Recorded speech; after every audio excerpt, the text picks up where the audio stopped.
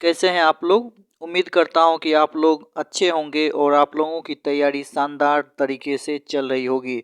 Friends, आज के इस वीडियो के सेशन में हम लोग hospital attendant grade 3 nursing orderly post जो कि एम्स सीआरई में जो भी रिक्तियां आई है उसमें सर्वाधिक की संख्या अर्थात टोटल 417 रिक्तियां जो है हॉस्पिटल अटेंडेंट पोस्ट के लिए है। तो फ्रेंड्स, अभी के इस वीडियो के सेक्शन में हम लोग total cut off hospital attendant nursing orderly के लिए एनालिसिस करेंगे और इस एनालिसिस के पश्चात आप इस बात से बिल्कुल आश्वस्त हो जाएंगे कि आखिर हॉस्पिटल अटेंडेंट पोस्ट के लिए जो एग्जामिनेशन होने वाला है उसमें यदि आपको सफलता पानी है, सक्सेस होना है, तो कम से कम कितने क्वेश्चन आपको सही करने होंगे या फिर कहें तो कम से कम कितने मार्क्स जो है आपको लाने होंगे। तो चलिए ये वीडियो को शुरू करते हैं। सबसे पहले फ्रेंड्स, आप ये जान लीजिए कि अभी रिसेंटली में एम्स पटना और एम्स भुवनेश्वर के द्वारा हॉस्पिटल अटेंडेंट का एग्जामिनेशन लिया गया है और उसका रिजल्ट भी घोषित कर दिया गया है। और एम्स पटना में कुल 60 रिक्तियां हॉस्पिटल अटेंडेंट के लिए लाई गई थी, वहीं एम्स भुवनेश्वर में कुल 125 सीटें हॉस्पिटल अटेंडेंट के लिए आई हुई थी। तो सबसे पहले एम्स पटना के रिजल्ट को हम लोग एनालिसिस करेंगे, उसके ट्रेंड को देखेंगे कि आखिर सफलता पाने के लिए कम से कम कितने मार्क्स आपको लाने होंगे। काफ़ी फ्रूटफुल वीडियो होने वाला है फ्रेंड्स, आप शुरू से लेकर के लास्ट तक देखिए। हॉस्पिटल अटेंडेंट के पद के साथ साथ जिस भी पद के लिए आप भरे हैं, आपको इस वीडियो को देखने के बाद यह निश्चित रूप से पता चल जाएगा कि आखिर अगर सफलता पाना है तो कम से कम कितने मार्क्स आपको लाने होंगे। तो चलिए आइए देखते हैं। जैसा कि आपके स्क्रीन पे दिख रहा होगा, ये एम्स पटना का जो है हॉस्पिटल अटेंडेंट का रिजल्ट है और इसमें जो है मैंने आपको बता दिया कि टोटल 60 इसमें सीटें थीं, जिसमें कि सबसे पहला देखिए पवन कुमार स्वामी, ये जो है सबसे मैक्सिमम ओबीसी कैटेगरी के कैंडिडेट हैं और इनका 100 मार्क्स में जो है 89.25 यानी 89.25 जो है मार्क्स इन्होंने सही किए हैं। एम्स पटना में यह भी कैटेगरी निश्चित किया गया था कि यदि आप जनरल या फिर ईडब्ल्यूएस कैटेगरी से हैं तो फिर आपको जो है मिनिमम 50% मार्क्स सही करने होंगे। ओबीसी या कैंडिडेट हैं तो आपको 45% क्वेश्चन सही करने होंगे और यदि आप एससी या एसटी कैटेगरी से बिलोंग करते हैं तो आपको मिनिमम 40% क्वेश्चन जरूर सही करने होंगे। यदि इससे आप कम करेक्ट बनाते हैं तो आप रेस से बाहर हो जाएंगे। तो ये तो मिनिमम कट ऑफ क्राइटेरिया हुआ, लेकिन इससे कंपटीशन में मिनिमम कट ऑफ का निर्धारण किया जाता है। मैक्सिमम कट ऑफ जो होता है वो कितने कैंडिडेट अपीयर हुए हैं उसमें से जो मैक्सिमम कैंडिडेट ने मार्क्स जो है लाया है, या फिर कहते हैं जी मैक्सिमम, या फिर आप कह सकते हैं कि मैक्सिमम उसमें से जिस कैंडिडेट ने मार्क्स ऑब्टेंड किए हैं वहाँ से उठा करके और मिनिमम तक जाते जाते जितने सीटें हैं वहाँ तक जो है ले लिया जाता है। तो आइए हम लोग जाने कि कम से कम आपको कितने मार्क्स जो है लाने होंगे।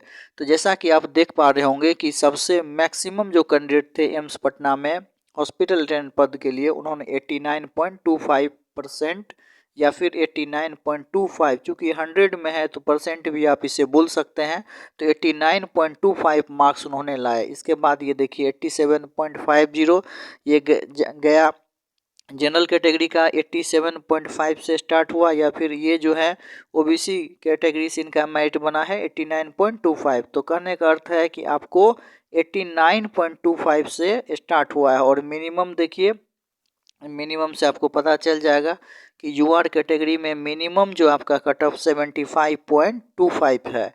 इसके नीचे फिर आपका यूआर नहीं है।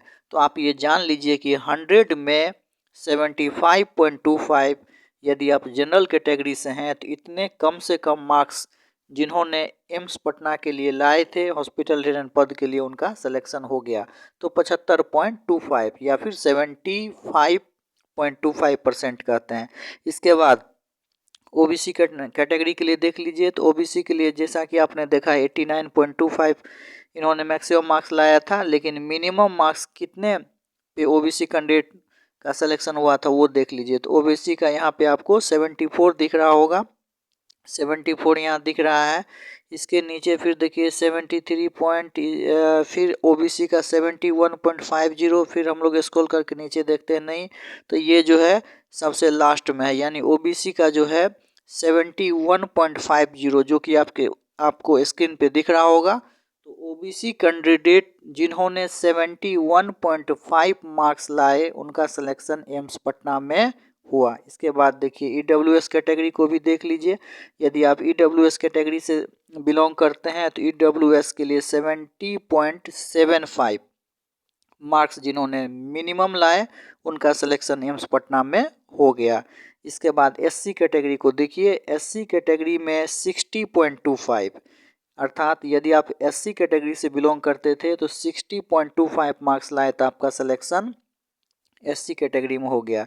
इसके बाद एसटी वाले को देखिए। एसटी का जो है 70.25, इसका भी मिनिमम कट ऑफ गया है। मिनिमम कट ऑफ 70.25 जिन्होंने एसटी कैटेगरी में लाए उनका सिलेक्शन हो गया। तो फ्रेंड, एम्स पटना के ट्रेंड एनालिसिस से यह पता चलता है कि यदि आप 100 में मिनिमम जो है 80 मार्क्स ले आते हैं तो अपना रिजल्ट आप निश्चित जो है पक्का समझिए। 80 मार्क्स जो है लाते हैं तो मिनिमम आप जो है सिलेक्शन की क्राइटेरिया में, सिलेक्शन की लिस्ट में आप अपना नाम जरूर पाएंगे। मैक्सिमम यहाँ पे है। इसके बाद जनरल को भी हम लोगों ने देख लिया कि 75.25, और एससी का भी हम लोगों ने देख लिया 60 पॉइंट यहाँ नीचे में है, चलिए 60.25। तो कहने का अर्थ ये हुआ कि एम्स पटना के कट ऑफ ट्रेंड एनालिसिस से इस बात का पता चलता है कि यदि आप जनरल कैटेगरी से बिलोंग करते हैं तो आपको सफलता पाने के लिए 80 मार्क्स मिनिमम लाने ही होंगे। यदि आप ओबीसी कैंडिडेट से बिलोंग करते हैं तो आपको 75% मार्क्स जो है लाने होंगे। 75% मार्क्स यदि आप ले आते हैं, या फिर यूँ कहें तो 100 में 75 क्वेश्चन यदि आप सही कर लेते हैं तो फिर आपका सिलेक्शन पक्का समझिए। और यदि आप एससी कैटेगरी में हैं तो फिर आपको 60 से अबव लाना होगा। 100 क्वेश्चन में 60 क्वेश्चन आपको सही करने ही होंगे। और यदि आप एसटी कैटेगरी से हैं तो एसटी का हर एग्ज़ाम में कंपटीशन थोड़ा हाई जाता है। तो एसटी अगर कैटेगरी से हैं आप तो 65 टू अबव, 65 टू 70 के बीच जो है आप लाते हैं तो आपका सिलेक्शन पक्का समझिए। अब इसके बाद नेक्स्ट हम लोग अभी हाल ही में, अर्थात कल यानी 1 दिसंबर को एम्स भुवनेश्वर का हॉस्पिटल अटेंडेंट पोस्ट के लिए रिजल्ट आया है। उसके भी रिजल्ट को हम लोग देखते हैं और उसके आधार पर जो है कट ऑफ का हम लोग एनालिसिस करते हैं। तो फिर चलिए आइए हम लोग इसे भी देख लेते हैं कि आखिर एम्स एम्प्लॉई का ये ग्रुप था। हम लोगों का जो ग्रुप सी एम्प्लॉई का है उसी का ये ग्रुप है। इसे हम लोगों ने दिखाया। कोई भी नोटिफिकेशन आता है फ्रेंड्स तो इस पर जो है तुरंत आ जाता है। अब आपको मैं दिखा रहा हूँ ये एम्स भुवनेश्वर का जो एग्जामिनेशन हुआ था उसका रिजल्ट का जो है क्या कट ऑफ एनालिसिस है। तो ये देखिए एम्स भुवनेश्वर का, तो एम्स भुवनेश्वर का निकल गया। अब इससे आपको इस बात का भी पता चलेगा कि आखिर hospital attendant grade 3 nursing orderly के लिए जो पोस्ट आए थे उसमें कितने जो है कैंडिडेट भी शामिल हुए थे। एक एनालिसिस के माध्यम से आपको पता चलेगा। चलिए देखिए, इसमें नेम ऑफ पोस्ट आप देख पा रहे होंगे, hospital attendant grade 3 nursing orderly. इसमें नंबर ऑफ पोस्ट जो था एम्स भुवनेश्वर में 106 था। यूआर की 45 सीटें, 12 ओबीसी की सीटें थी, एससी के लिए 16 सीटें थी, एसटी के लिए 23 सीटें थी और ईडब्ल्यूएस के लिए 10 सीटें थी। एक्स सर्विसमैन के लिए 16 सीटें और पीडब्ल्यूडी अर्थात विकलांग जो अभ्यर्थी हैं उसके लिए 4 सीटें रिजर्व रखी गई थी। Number of candidate applied AIIMS Bhubaneswar में हॉस्पिटल अटेंडेंट पद के लिए 1321 उम्मीदवारों ने अर्थात कैंडिडेट ने फॉर्म को अप्लाई किए थे। Number of candidate who appeared in CBT 1203। तो फ्रेंड्स, आप इससे यहाँ पे रेशियो निकालिए कि 106 पद के लिए जो है 1206 कैंडिडेट अप्रॉक्स में जो है फॉर्म फिलअप किया था। हालांकि यह आप ऐसा नहीं कर सकते हैं कि वहाँ 106 था तो यहाँ आप कर सकते हैं इसको 11 गुना नहीं 12 गुना कहिए, 12 गुना से कुछ कम, यानी जितने सीटें हैं उससे 12 गुना। तो आप देखिए कितना आसान है एम्स का एग्जामिनेशन निकालना। खास करके यदि आप की थोड़ी बहुत भी तैयारी है या फिर पहले से आप मेहनत करते आ रहे होंगे हैं, तो अन्य जितनी भी सरकारी नौकरियां हैं उन सभी नौकरियों में एम्स पटना, या फिर एम्स पटना ना कहिए, एम्स की नौकरी कहिए, एम्स की नौकरी को निकालना जो है ईजी है। क्योंकि मैं बार बार कहता हूँ कि इसमें अन्य कंपटीशन की तुलना में, जैसे रेलवे, बैंक, एसएससी और जो भी परीक्षा एजेंसियां हैं और जो भी रिक्रूटमेंट सेल हैं, उसकी अपेक्षा कम फॉर्म गिरता है, कम इसमें नंबर ऑफ कम्पिटिटिव होते हैं। यही कारण है कि इसमें जो है सिलेक्शन जल्दी हो जाता है, क्योंकि फी अधिक होने के कारण और बहुत सारे लोग एम्स के प्रति इंटरेस्ट नहीं दिखाते हैं, जिससे जो है नंबर ऑफ कैंडिडेट इसमें कम फॉर्म अप्लाई करते हैं। जैसा कि यहाँ पे आप कंक्लूजन से स्पष्ट रूप से समझ पा रहे होंगे कि 106 सीटों के लिए 1203 लोगों ने फॉर्म को अप्लाई किया है। ऐसा कोई भी इंडिया में एग्जामिनेशन नहीं है। रेलवे में ले लीजिएगा तो 1 या 2 सीट होगी ना, तो उसमें 10,000 लोग मतलब फॉर्म को अप्लाई कर देते हैं। बैंक में भी देखिएगा तो 1 सीट के लिए जो है मिनिमम 6 से 7,000 लोग फॉर्म को अप्लाई करते हैं। कोई भी एग्जामिनेशन इंडिया का जो भी गवर्नमेंट एग्जामिनेशन हो, मैं दावा के साथ कर सकता हूं कि नंबर ऑफ कैंडिडेट और comparison to number of seat AIIMS से कम अन्य कहीं पे भी नहीं होता है। रीज़न आप जान रहे हैं कि फॉर्म जो है काफ़ी कॉस्टली होता है, बहुत लोगों को पता भी नहीं चलता है। बहुत सारे लोग ये भी नहीं समझ पाते हैं कि एम्स जो है गवर्नमेंट ऑर्गेनाइजेशन है कि क्या है। बहुत सारे लोग इसे प्राइवेट भी समझ लेते हैं। तो यही सब कारण है कि इसमें काफ़ी कम फॉर्म गिरता है। अब देखिए इसी में एम्स भुवनेश्वर में ही आप देख लीजिए कि इसमें 12 गुना के अप्रॉक्स जो है, अर्थात 1 सीट पे जो है वो 12 कैंडिडेट जो है दावा कर रहे हैं। तो फिर अन्य एग्जामिनेशन की तुलना में यदि आप देखें, एसएससी वगैरह में देखिएगा, सीटें अगर 5,000 रहती हैं तो लोग वहाँ पे मिनिमम 5 लाख स्टूडेंट जो है अपना फॉर्म एप्लीकेशन गिरा देते हैं।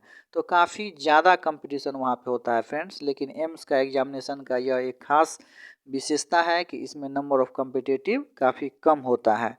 तो यदि आप अच्छे ढंग से तैयारी करते हैं या फिर आपकी अच्छी तैयारी है तो आप सफलता पा सकते हैं।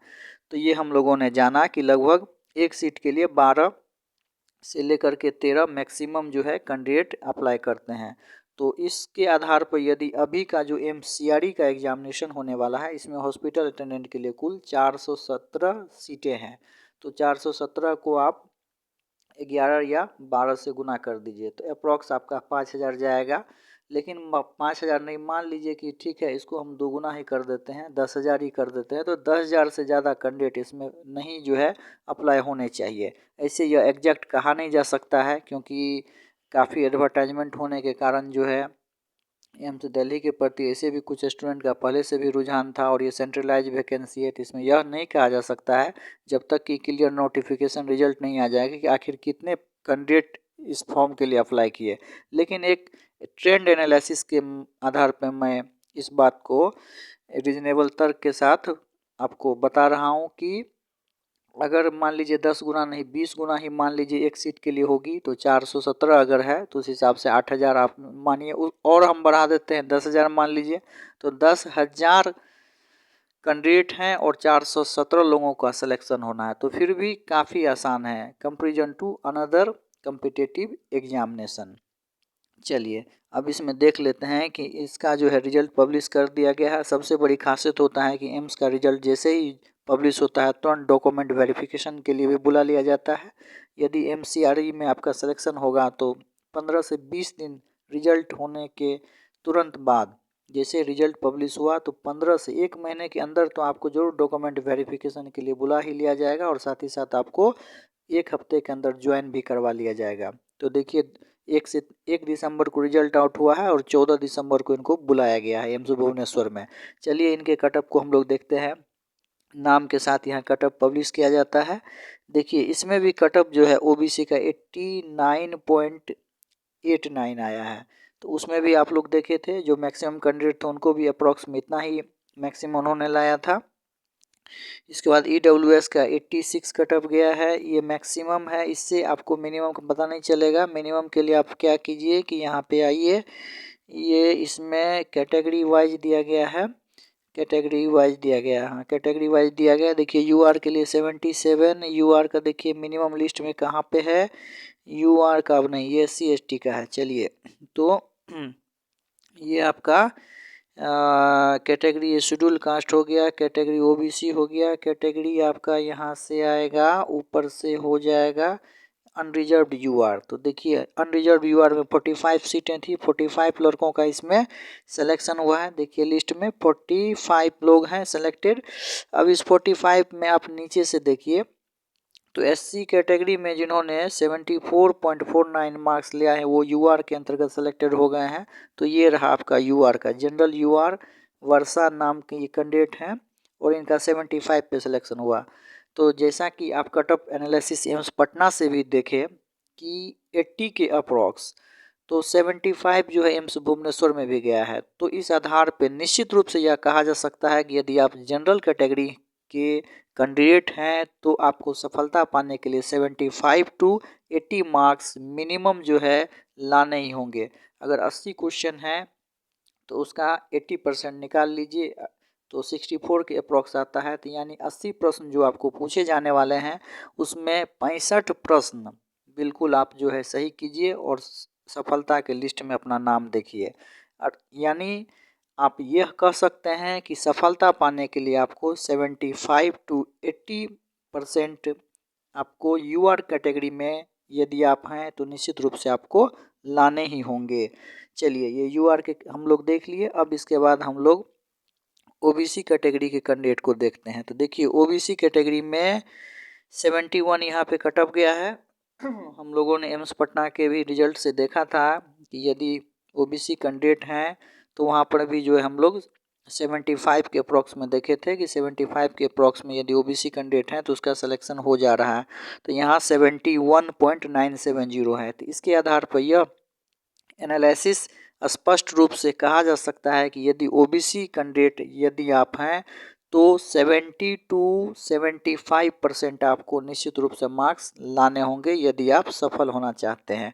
इसके बाद देखिए एससी कैटेगरी के लिए 16 सीटें थी एम्स भुवनेश्वर में। हम लोगों ने एम्स पटना के रिजल्ट एनालिसिस में देखा था कि एससी कैटेगरी के लिए 60.75 मार्क्स गया था, 60%।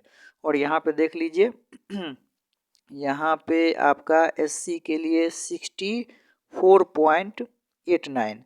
तो कहा जा सकता है कि निश्चित रूप से एससी के लिए जो है एम्स पटना और एम्स भुवनेश्वर दोनों का जो है हॉस्पिटल अटेंडेंट पद के लिए कटअप लगभग में इक्वल ही रहा। यहाँ 64.89 है और वहाँ पे 65.25 था। तो इसके आधार पे आप कह सकते हैं कि यदि आप एससी कैटेगरी से हैं तो सफलता पाने के लिए 65% मार्क्स आपको लाने ही होंगे। यदि आप 65% मार्क्स ले आते हैं और एससी कैटेगरी में हैं तो निश्चित रूप से आप सिलेक्शन लिस्ट में अपना नाम जरूर देखेंगे।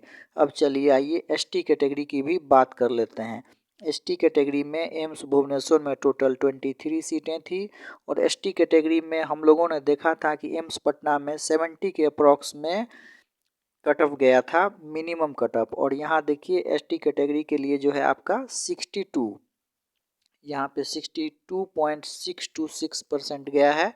ये रमेश चांद मीना जी जो कि एसटी कैटेगरी से हैं, इनका 62.626% मार्क्स आया है और ये सक्सेस हुए हैं। तो कह सकते हैं कि यदि आप एसटी कैटेगरी से हैं और एमसीआरई के हॉस्पिटल अटेंडेंट पद के लिए अप्लाई किए हैं तो आपको 62 से लेकर के 70 के बीच मार्क्स लाने होंगे परसेंटेज के रूप में। 62 टू 70% के बीच यदि आप मार्क्स ले आते हैं एसटी कैटेगरी में तो आप सफल हो सकते हैं। कुल मिलाकर अगर कहें तो 65% यदि आप मार्क्स ले आते हैं तो आप सेफ जोन में जा सकते हैं, क्योंकि एम्स पटना में जो रिजल्ट था वो 70 पर था और यहाँ पे जो है वो 62.626% पे है। एक्चुअली कटअप का जो रिजल्ट तैयार होता है वो आप जानते हैं कि नंबर ऑफ़ कैंडिडेट पर भी होता है। जितने नंबर ऑफ़ कैंडिडेट कम होंगे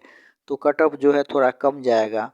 जितने क्वेश्चन जो है मॉडरेट होंगे या हार्ड लेवल के होंगे तो कट ऑफ कम जाएगा। क्वेश्चन का स्तर अगर कठिन होगा तो कट ऑफ जो है आपका कम होगा। क्वेश्चन अगर इजी होगा तो कट ऑफ आपका हाई होगा। ये सब बात तो निश्चित रूप से आप जानते ही होंगे। तो एसटी कैटेगरी वाले 62 टू 70% के बीच, यूँ कहें तो 62 5 निश्चित रूप से आप अगर लाते हैं तो अपने को आप सेफ जोन में मान सकते हैं।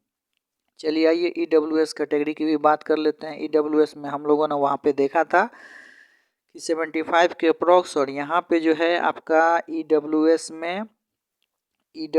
में जो है 60 EWS में यहाँ पे देखिए 62.374। तो यदि आप EWS कैटेगरी से हैं, वहाँ पे हम लोग 75 के अप्रॉक्स देखे थे, लेकिन यहाँ पे जो है अर्जुन सिंह भाटी ये EWS से हैं और इनका जो है 62.374 पे सिलेक्शन इनका हो गया है। तो EWS का कट ऑफ इसमें कम गया है। निश्चित रूप से सीटें EWS की इसमें 10 थी, तो EWS के अंतर्गत जो है कम जो है इसमें कैंडिडेट हो सकता है, ऐसा कि फॉर्म अप्लाई किए होंगे, तो इसके आधार पर भी इसका कट ऑफ कम गया है। तो कहने का अर्थ यह है कि यदि आप EWS कैटेगरी से भी हैं तो 70 to 75% यदि मार्क्स लाते हैं तो ज़रूर आप निश्चित रूप से सफल हो सकते हैं। इसके बाद एक्स सर्विसमैन ESM का है, इसको छोड़िए। PWD कैंडिडेट को देख लीजिए। PWD में एक नेहा कुमारी हैं SC कैटेगरी में, और इनका 59.596 पर जो है मार्क्स इनको आया है CBT में, और ये सेलेक्टेड हुए हैं। तो PWD भी कैंडिडेट भी यदि 60% सही कर लेते हैं, इसमें 80 क्वेश्चन पूछा जाएगा, तो 80 का 60% 48 मार्क्स हुआ। यदि 48 मार्क्स आप ले आते हैं तो निश्चित रूप से PWD कैटेगरी में भी हैं तो आप निश्चित ही सफल होंगे। 50 मार्क्स यदि ले आते हैं PWD वाले तो निश्चित रूप से सफलता की लिस्ट में आपका नाम जरूर होगा। तो फ्रेंड, कुल मिलाकर अगर कहें तो यदि आप UR अर्थात जनरल कैटेगरी से हैं तो आपको 80% मार्क्स सफलता के लिए लाने होंगे। यदि आप OBC कैटेगरी के लिए हैं तो 75% मार्क्स सफलता के लिए लाने होंगे, और यदि आप SC कैटेगरी से हैं तो 65% मार्क्स आपको सफलता के लिए निश्चित रूप से लाने होंगे, और यदि आप ST कैटेगरी से हैं तो 65 to 70% मार्क्स आपको लाने ही होंगे। तब आप अपने को इस बात को दृढ़तापूर्वक कह सकते हैं कि मैं सफल हो सकता हूं, और उम्मीद कर सकते हैं कि सफलता की लिस्ट में आपका नाम जरूर होने वाला है, या फिर सफल लिस्ट की सूची में आप अपना नाम जरूर देखने वाले हैं। तो फ्रेंड्स, ये था कट ऑफ एनालिसिस। उम्मीद करता हूं कि इस कट ऑफ एनालिसिस से आपको बहुत कुछ सीखने को मिलेगा, साथ ही साथ अपनी तैयारी को एक नया रफ्तार देने का भी मौका मिलेगा। आप ये जान लीजिए कि कम से कम 80% मार्क्स आपको सही करने हैं। अगर 80 मार्क्स का पूछा जाता है तो आप 65 मार्क्स यदि निश्चित रूप से ले आते हैं, या 65 क्वेश्चन जो है सही कर लेते हैं, यूँ कहें तो निश्चित रूप से आप तो सफल हो जाएंगे, ऐसा हम लोग आशा कर सकते हैं। चलिए फ्रेंड्स, मिलेंगे फिर नए वीडियो में। तब तक के लिए जय हिंद, जय भारत। आपका दिन शुभ हो। उम्मीद करता हूँ कि आप लोग अच्छे से पढ़ाई करते होंगे। चलिए, थैंक यू।